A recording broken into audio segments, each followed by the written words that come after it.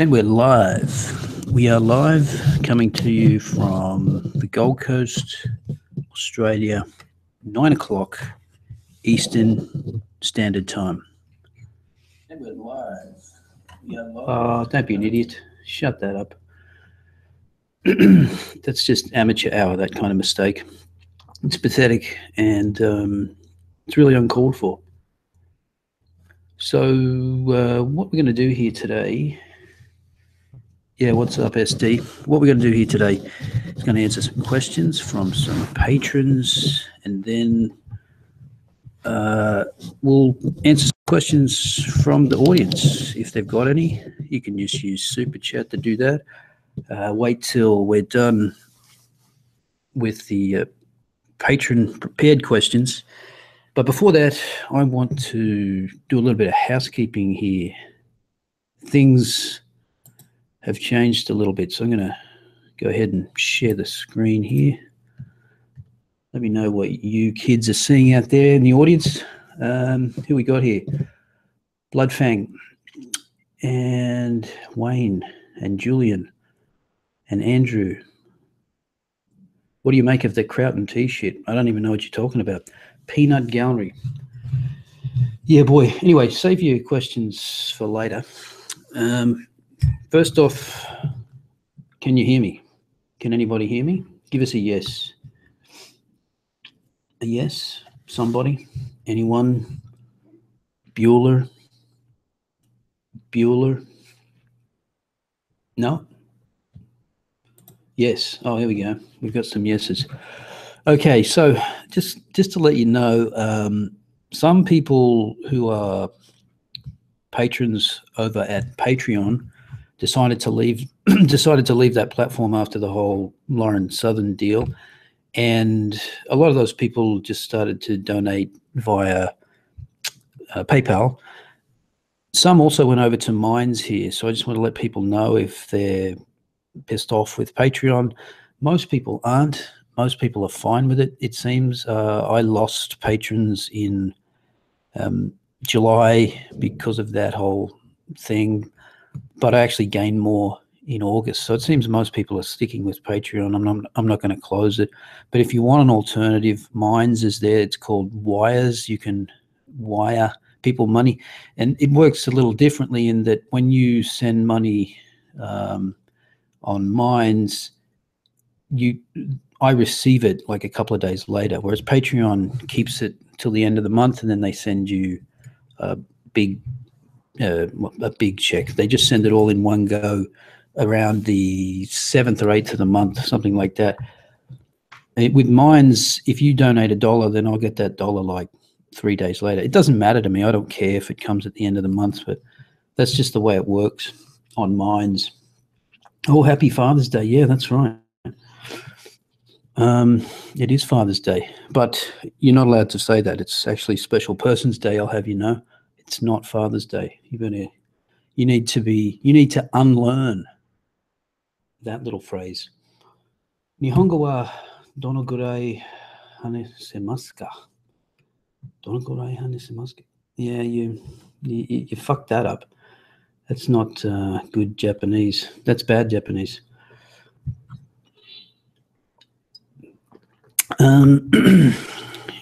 Oh yeah, the other thing I wanted to say was with this thing here, give a shout out to all patrons once a month. I'm not doing that. I'm doing it now, actually. Thank you to everyone who donates on Patreon through Minds and via PayPal. Actually, someone sends me $1. I've got $1 in subscriptions over at VidMe. You can do it there as well. Thank you to all those people. I'm not going to put it in a video anymore because it's just too much of a pain in the ass. I've got 4 different platforms of people donating, and a lot of people who donate via PayPal say they don't want their name out there anyway, which is fair enough. So I'm not doing that. I'm doing it now. Is it too late to leave your question on Patreon? Yeah, just type it here, but wait till I get to the end of the original questions. So let's get into the questions. And as you can see here. Chris was first up, and he said, the political left can shut down debate and undermine their opponents simply by accusing them of being racist, homophobic, sexist, homophobic, Islamophobic, you name it. What do you think is the best way of countering this? And are there equivalent tactics that can be employed against the left? I don't think this is okay, the left does this more than anybody, but this is not a left and right necessarily debate. And I don't actually agree with your premise. The left can't necessarily shut down debate. You'll notice that a lot of people who get shut down apologize for saying something that they actually believe. Now, if you screwed up, you said something wrong, you were an asshole, apologize. But if you didn't, don't let people shut you down. That's exactly what they want. Of course, the left has sort of made a name for themselves doing this in recent times, trying to shame people, boycotting businesses. I think the Coopers example that I put in a video the other day is an obvious one, where they sponsored 2 people sitting down having a civil conversation about same-sex marriage. And as soon as they were called out for sponsoring this and there was going to be a boycott, they folded like a cheap tent.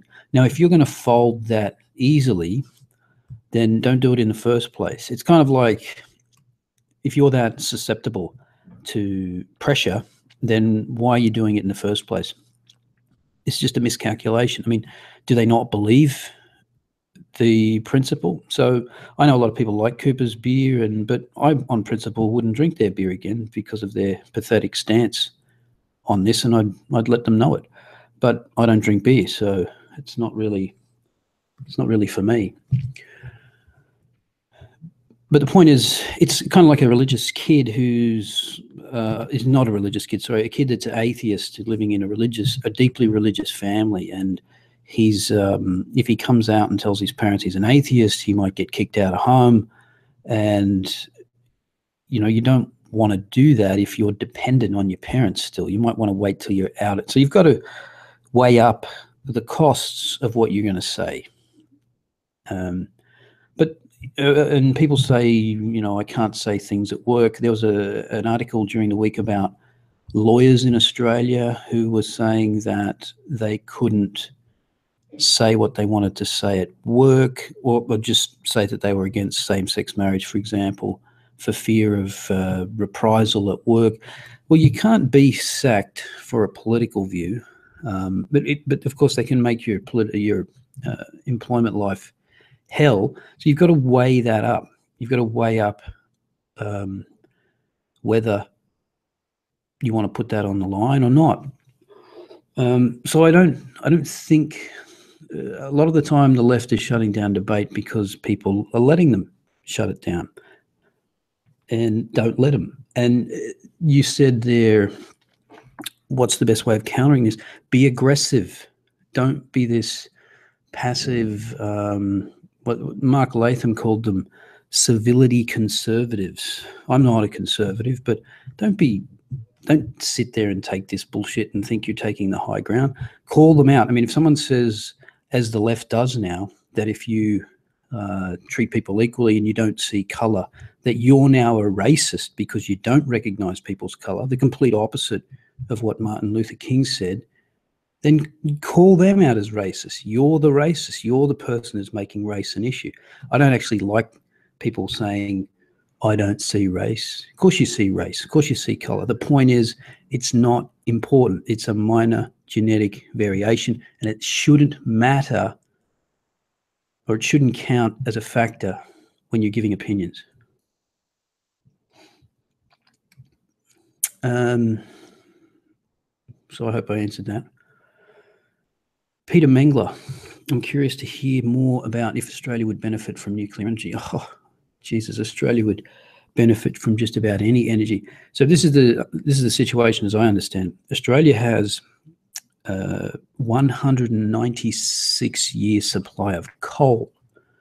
That would be 196 years of that it could support itself of coal. We have 1/3 of the uranium. I've heard 1/3.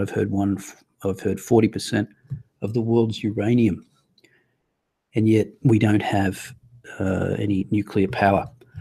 And I think that that's a travesty. I think, and I haven't talked about it much on my channel, but I think what we've done to our energy mix in Australia is an absolute travesty. We have the highest energy costs in the world, and we're endowed with some of the most energy resources. We're one of the most resource-rich countries in the world, and we've got the highest electricity costs. And we've already had a disadvantage because it's an expensive country, and then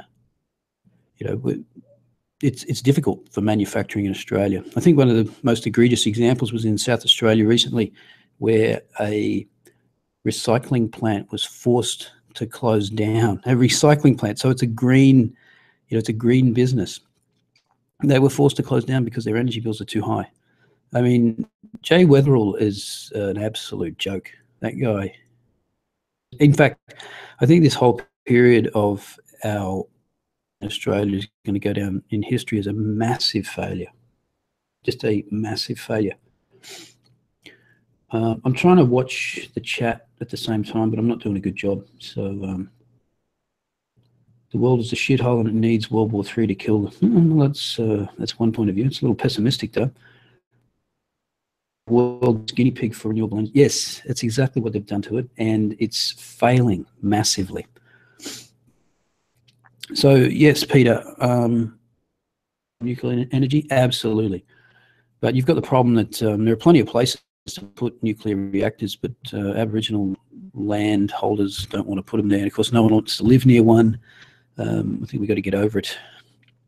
But new story. Iconoclast, detail your thoughts on the notion that human beings will be replaced by automation in the next few decades, and what can we do to solve problems of mass structural unemployment? Well, now you're asking questions about the future, and the answer is I don't know. No one does. And anyone who tells you with any certitude that they know what's going to happen 10 years or 20 years from now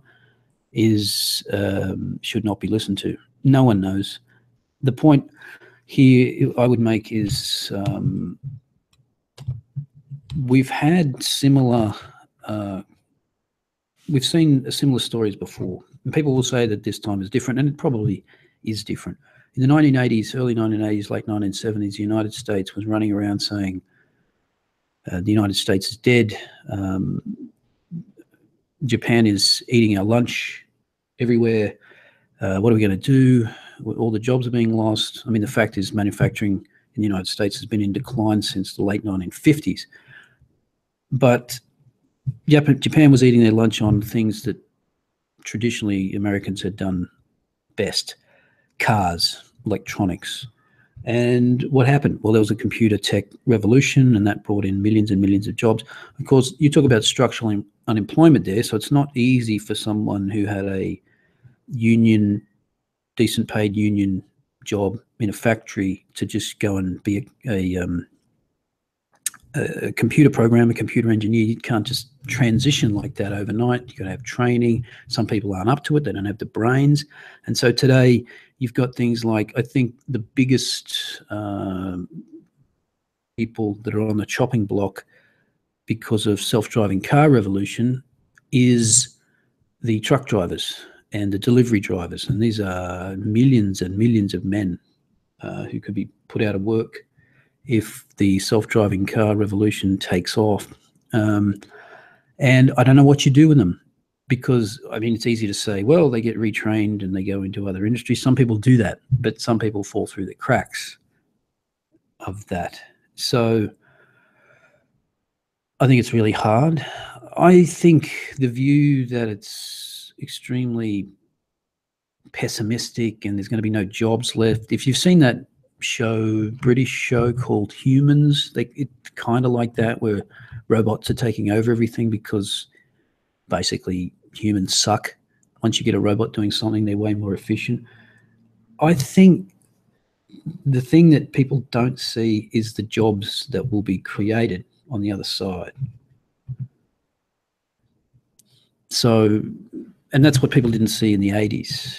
So I think there will be other jobs created, but they'll be knowledge jobs. There'll be jobs that require some kind of education and training. So I'm someone who is, I think far too many people go to university today, but that's not to say that those people shouldn't get some kind of training, whether it's a trade or I don't see why certain jobs require 4 years of university. They can just be training, 2-year college, apprenticeships even. But getting back to the point, I think there will be, and these are just speculations, but there'll be jobs that we can't predict that will be created. So I'm not as pessimistic as some people about it. But at the end of the day, I don't know. And then you start having conversations about universal basic income, which people don't know what that is. It's basically that everybody who just gets a basic allowance from the government.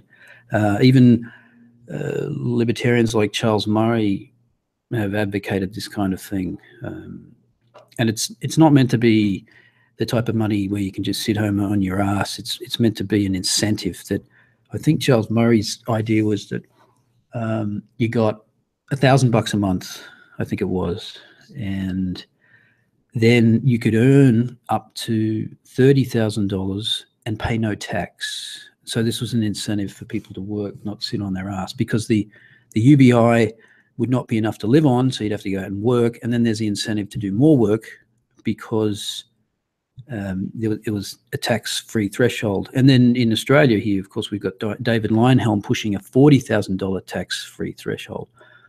But whether the jobs will exist for you to go out and earn that 30, 40,000, who knows? Who knows?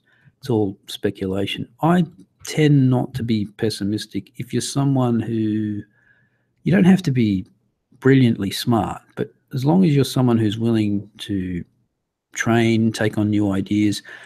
I saw a piece of commentary the other day that people will, on average, change jobs 5 times during their lifetime now. If you're a young person going into the workforce now, that you'll probably change jobs 5 or 6 times over your lifetime. That's a lot more than, and not just, you go from an accountant here to an accountant there, but actually change job functions. And that seems pretty tough because things are changing so quickly. And something like 1/3 of the skills that you have today will be irrelevant in 20 years' time. So it's all very interesting discussion. I know you recommended a book there. I forget who wrote it. I have heard a podcast with that guy. It's all very interesting. So I don't know if I answered that question. But look, one thing about questions about what do you think about the future, nobody knows. And if someone tells you for certain that they do, then you should be very wary of those people. What are your thoughts on the recent increase in intervention by the big tech companies in the debate? It seems to me that Google, Apple, Facebook, Twitter et al. Championing the left's causes and being able to influence the discussion through filtering, promotion, or worse, unilaterally decide a site has no right to exist at all and wipe it out, like they did with the Daily Stormer, that this is increasingly becoming a war the right cannot win. I'm hoping for some arguments that suggest otherwise. Well, you are not going to get any here. I mean, I hope you're not implying, I don't think you are, that the Daily Stormer is part of the right that should win. I mean, the Daily Stormer are fascist scumbags, but there is a principle here, and that if you believe in free speech, then you should believe that the Daily Stormer has as much right to put forth their views as anybody else. And that's what I believe. But it's becoming a business liability for people to carry them because those businesses run the risk that people will bail. If you carry the Daily Stormer, we'll get rid of you. Yeah, that's the environment that we live in. But what can you do? I mean, what can you do about it? Well, I don't know if you've noticed, a hell of a lot of new platforms have opened up, and I have no idea how they're going to do in the future. I have no idea whether Gab AI is going to be any good or Minds is going to work, but there's a bunch that have opened up. What have we got now? VidMe, BitChute, because YouTube, I mean, at the end of the day, all these companies are drawing the line about what is and isn't acceptable ever narrower and narrower. And so that's going to alienate more and more people, and they've got to go somewhere. And so you can only try and support those other platforms. I'm not getting off any of those big platforms. I'm not an Apple person, but I'm not getting off Facebook. I'm not getting off Twitter, and I'm not getting off YouTube, because at the moment that's the easiest way to reach people. We're on a Google platform right now, and that's I'm going to ride these platforms until they kick me off, which may or may not happen. But support other platforms and support individual creators. I mean, I think at the end of the day, even someone like Sam Harris, who's of the left, has announced that he's going to be getting off Patreon. He wants to consolidate all his payment methods under one banner. He wants control over that because he doesn't want to be beholden to anybody else. Now, I don't think he has any worries about being kicked off anything, but the point, I think that's the way forward. It's fan funding, or whatever you want to call it, crowdfunding. It's alternative platforms. That's what has to happen, and this is probably a good thing. These usually happens this way. People or companies get too big, they eat up too much of the market, and the new companies come in and take off a slice of it. So it's good that there's this competition. And yeah, they act in authoritarian ways by unilaterally deciding to just wipe people out. But unfortunately, they have that power. There's, of course, people will bring up antitrust issues like there was with Microsoft, and I don't think that's the way to go. I think the way to go is more competition. But we'll have to see how this plays out.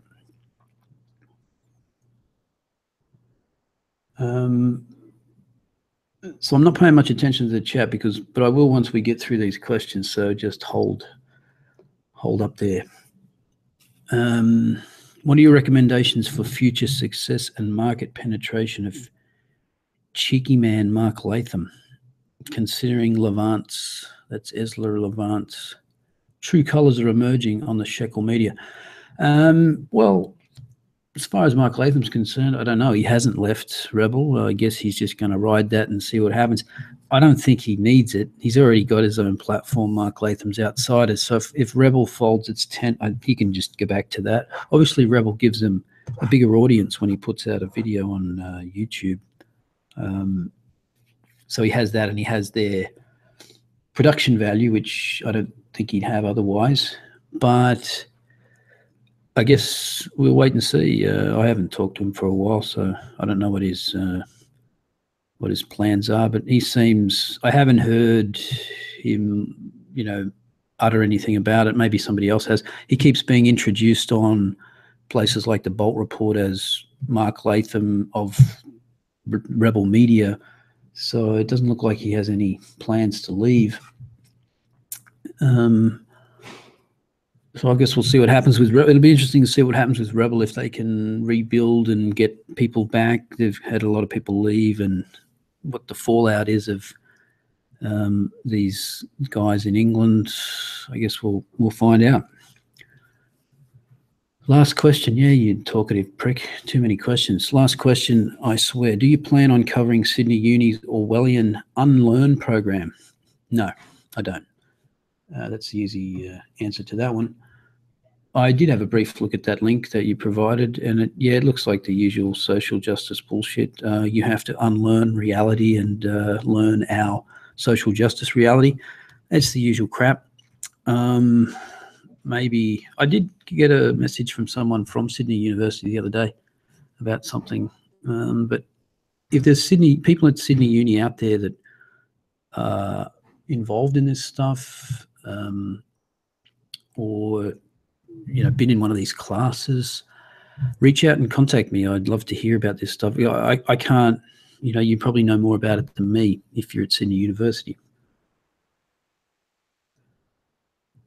Okay, I think that's it. I think that we're done. So if you got any questions there, you can use the super chat and ask a question. And I will make sure that I ask it. Otherwise, I'll probably miss it.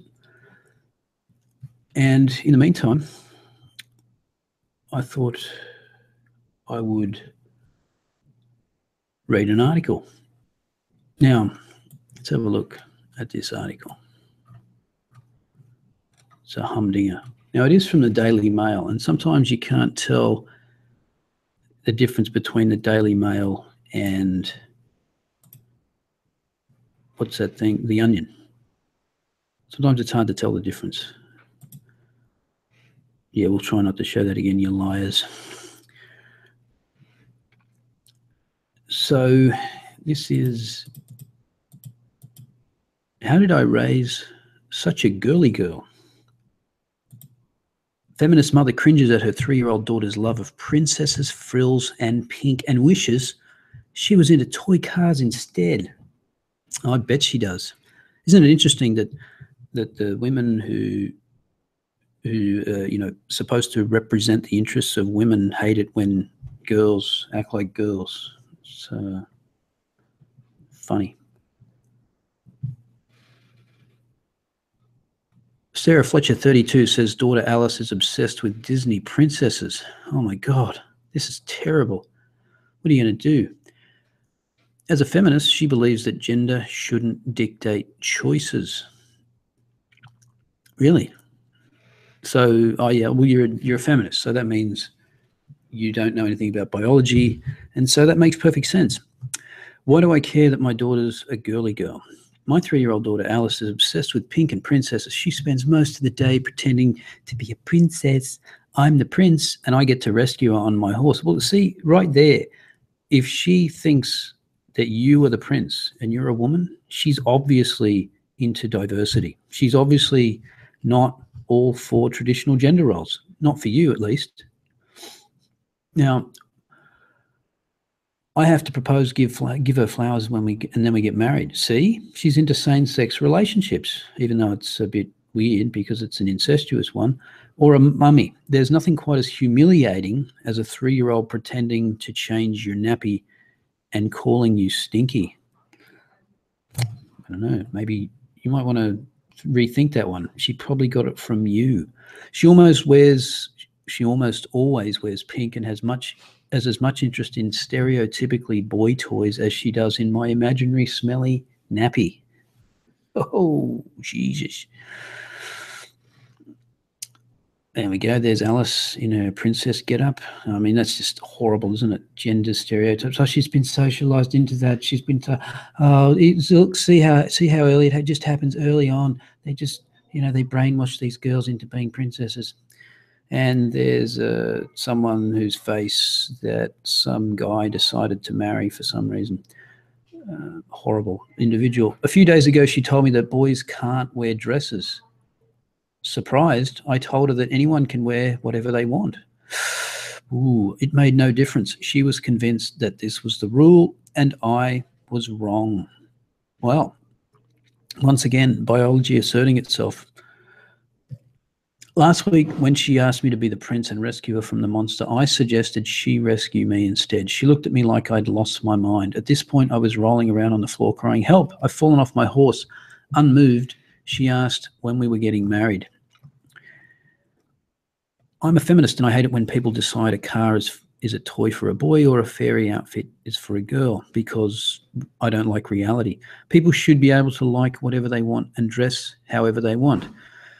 Yet, I'm also a huge hypocrite. We knew that. You said you were a feminist. To be a feminist, you have to have that part of your brain that regulates hypocrisy and consistency removed. That's what it means to be a feminist, because you apply a rule in one situation and then you remove it in the other because feminism. Alice has girly girl tastes, and I'm embarrassed about it.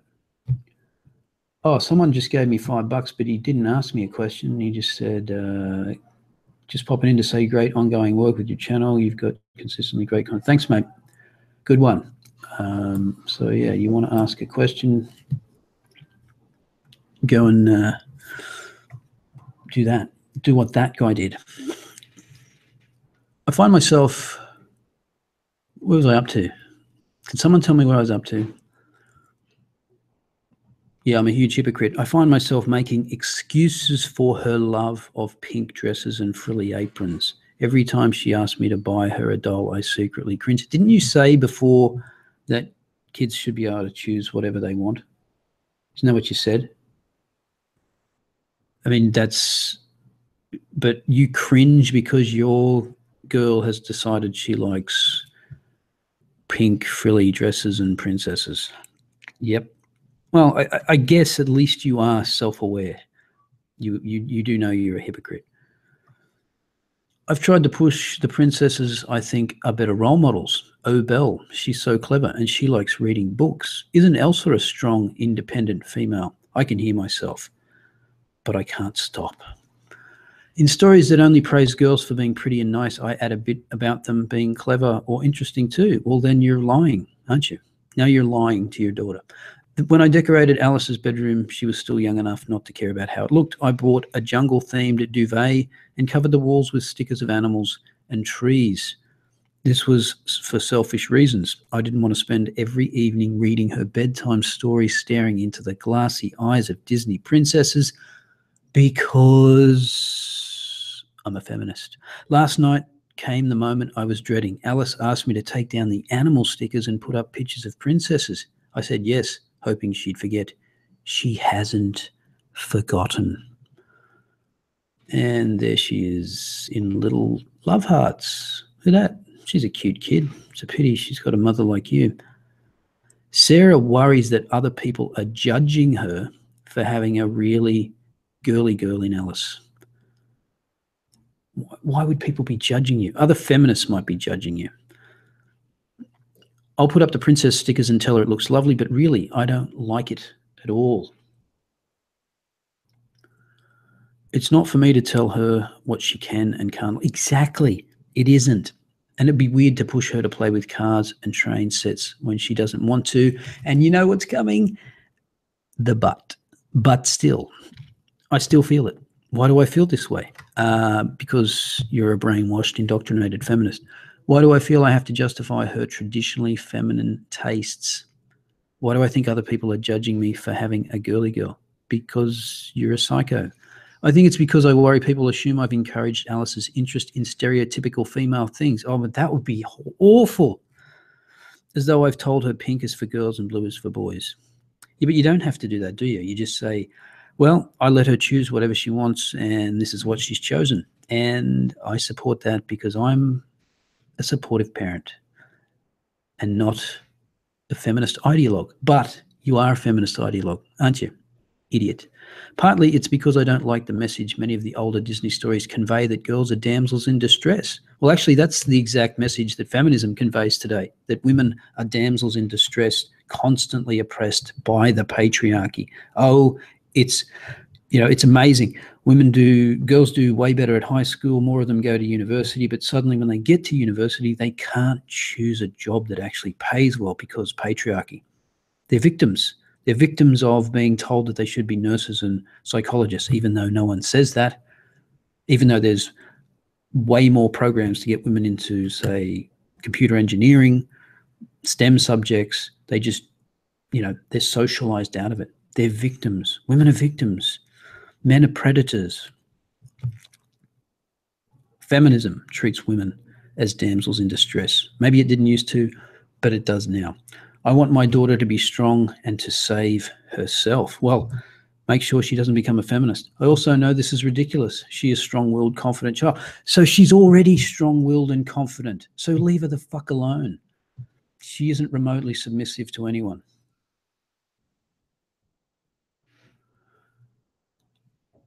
Sarah says she's holding out hope that her younger daughter, Charlotte, pictured right, is into monster trucks and burping contests. Oh, well, yeah, that'll make her attractive to the opposite sex. Alice's fascination with girly things looks like she is just doing what society is telling her to do. Yeah, but you know it's not society because you didn't push it on her rather than making an independent decision. Yet it is her decision. So maybe as a feminist, I should embrace. Oh, really? It took you this long? We got this far into the article and you've decided maybe you should embrace it? She is being who she wants to be, after all. It's no indication of what she'll be like as an adult or even as a teenager. If she likes pink, so what? Exactly. I doubt she ever looks. I mean, look, what's his name? Justin Trudeau. He likes pink. He's wearing it all the time. I doubt she even looks at one of her Barbies and feels upset that her own body doesn't match the doll. Oh, here we go. Yeah, it's body shaming. See, women are victims. Women are victims of Barbie's figure. I don't think she sees the doll as a mini person. It's just a thing to wear dresses and get married. I do wonder where her interest in pink has come from and why she is convinced that boys can't wear dresses. Maybe as a child, she doesn't mean boys can't wear dresses, as in it's impossible to wear dresses. That she probably means that boys in dresses look weird. At her nursery, I've seen boys in princess dresses. Oh, great. Complete with tiaras and sparkly kitten heels. Why has she decided it's wrong?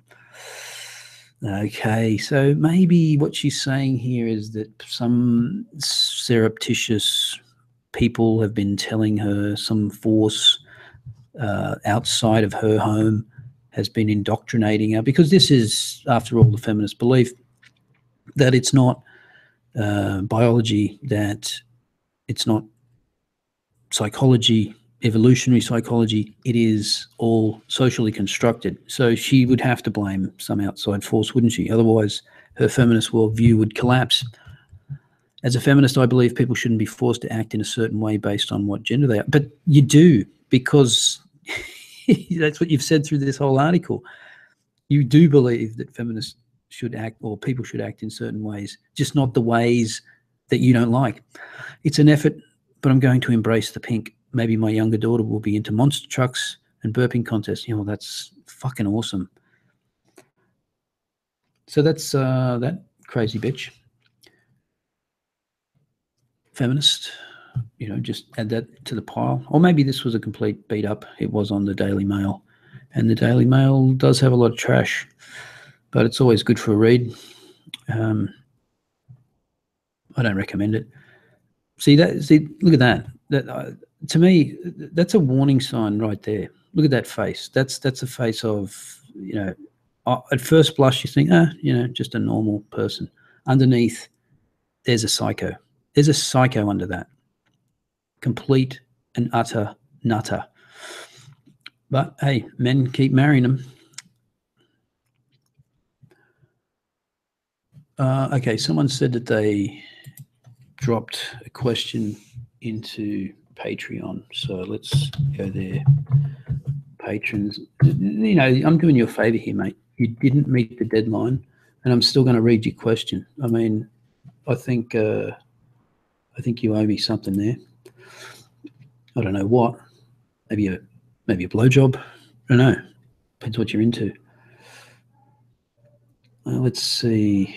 Where's your post?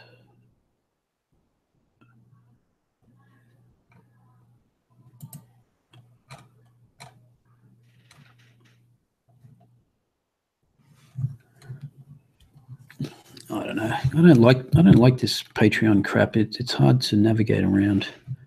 Or maybe I'm just retarded. I don't know. Retarded. The political. No, that was Chris.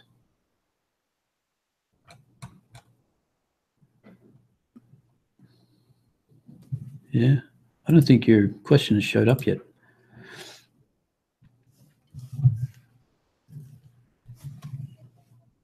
Mm-hmm. 2 comments. Oh, come on.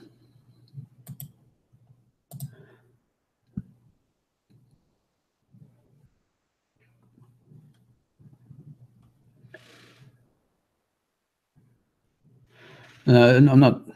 Do you watch the Big Les show just now? No, have no idea what that is. Go away. Was that your question?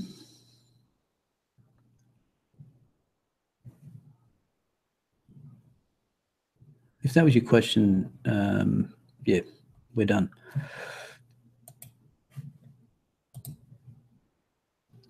Thanks from Canada. How do you keep from getting depressed by covering? Yeah, that's a good question.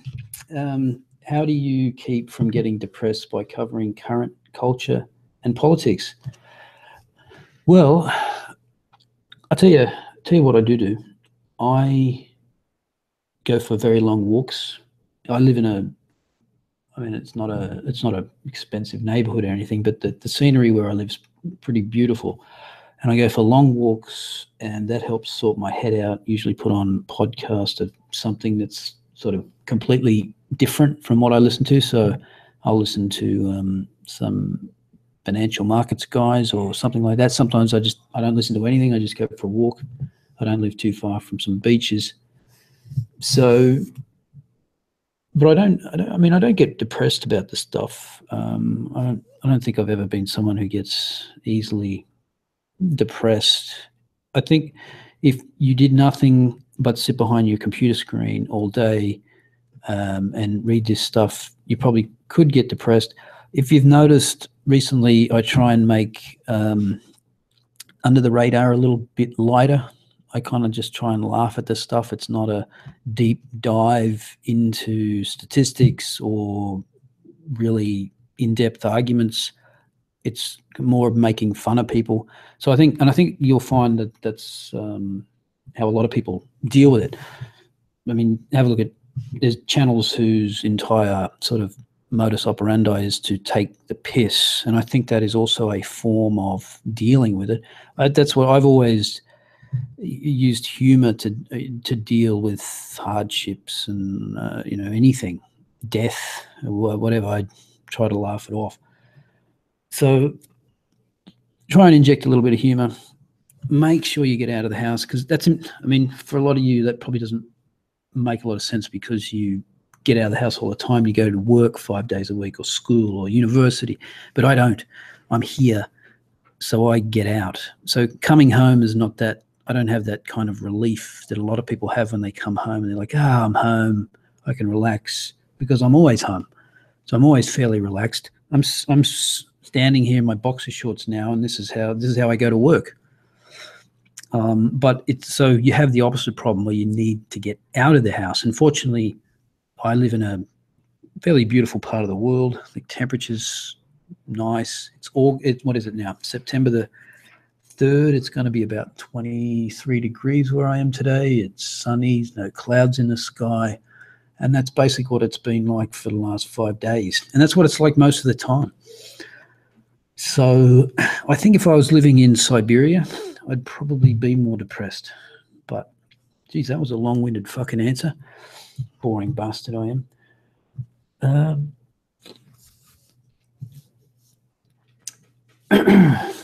Any comments? I work from home. I hate on-site calls. Yeah. Well, I don't go out for work, so I understand that. But I'm talking about going out, doing non-work things. I used to be pretty sporty. These days, I'm too old to run and do shit like that. Do high impact stuff. So I walk. I ride a bike, and I'll be swimming in the ocean again soon when it warms up a bit.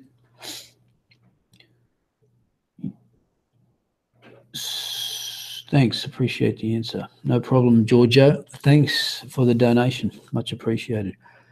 So we've been going about 45 minutes now. If there's no more questions, you still think you've left a question? The patron question is left on the August live stream post. Well, I didn't see it, so let's have another look here. Well, I've got 2 new notifications. Maybe this thing takes a while to show up.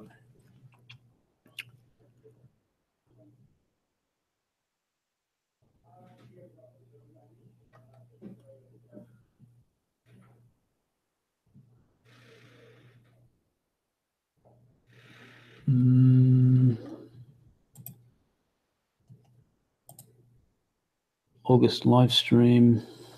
Post your questions here. No,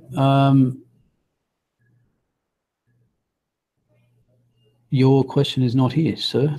I have no idea what your question is.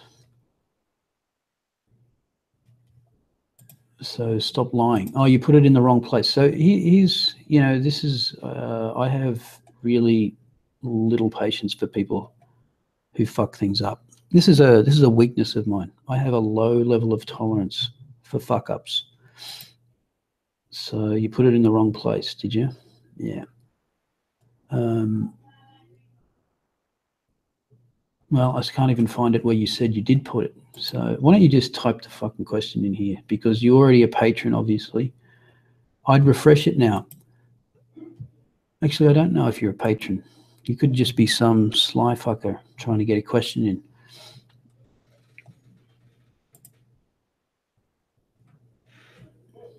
I'm clicking the notifications now. Let's see. August live stream. Let's have a look.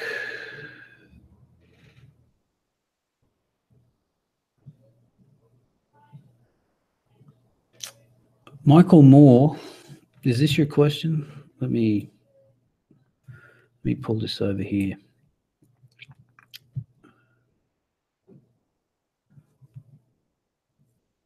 Let's see. So this question is from Leo Legrande. Is that you? Because that's not who you are in the chat.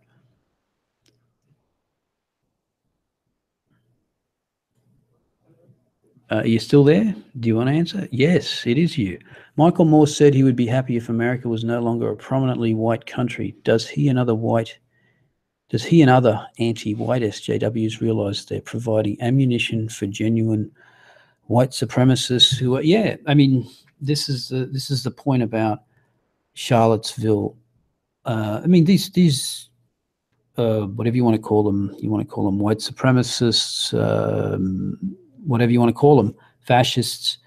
These people are idiots. These people are morons. Luckily, their numbers are not very high, but their numbers are going to grow if people continue to play this game. I think Douglas Murray said it best. If everybody else is playing identity politics, you can't be surprised if some white people turn around and say, yeah, we're going to play this game too. We're going to play the identity politics game. And you've seen the people, the type of people in Charlottesville. They're morons. They're anti-Semitic. They're racists. They're want to call themselves race realists. Go ahead. You're scumbags. And yes, the left is just fanning the flames of that bullshit all the time. Do they realize that? I mean, in some ways, I mean, I understand. I question this sometimes myself, whether they want to do it on purpose. Because, again, I'll go back to something Douglas Murray said, because he always seems to hit it out of the park on this, when he said the left has a demand and supply problem.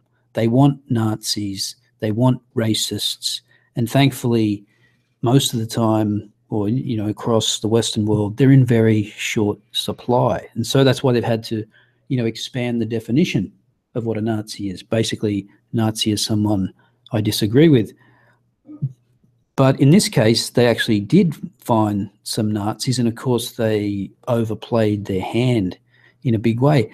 I don't know, it seems like these people want something to fight against, and so I don't think they're unhappy to invent it. It's just unfortunate, and the media has some complicity in this, because the media did not seem to be particularly concerned about political violence until Charlottesville.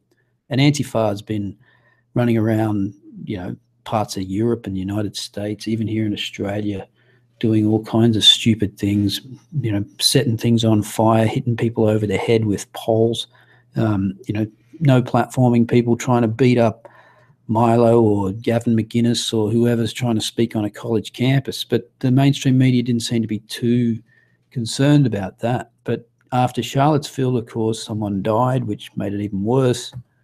They seem to be very concerned about political violence. And that's an unfortunate reality. But look, if they're going to continue with this, white privilege, you're born racist because you're white, you got to check your privilege, and whiteness is awful, and you've got all these university courses now about retraining you out of your white racism and stuff. Yeah. How could anybody be surprised? I think not the horrible death of that woman that got run down, but the march of fascists in Charlottesville was one of the most easily predictable events of the last few years. Of course this was going to happen. Of course far right-wing ideologues are going to play identity politics too. Of course they were. But I don't see leftists claiming any responsibility. Not that they're responsible for the actions of other people, but they have to know they're fanning the flames of this stuff. So there, you got your question in.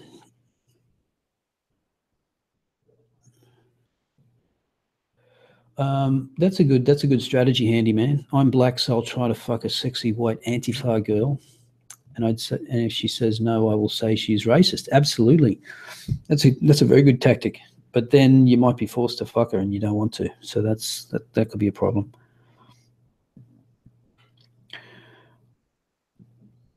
All right, so it looks like we've come to the end here. The comments have predictably turned into cancer.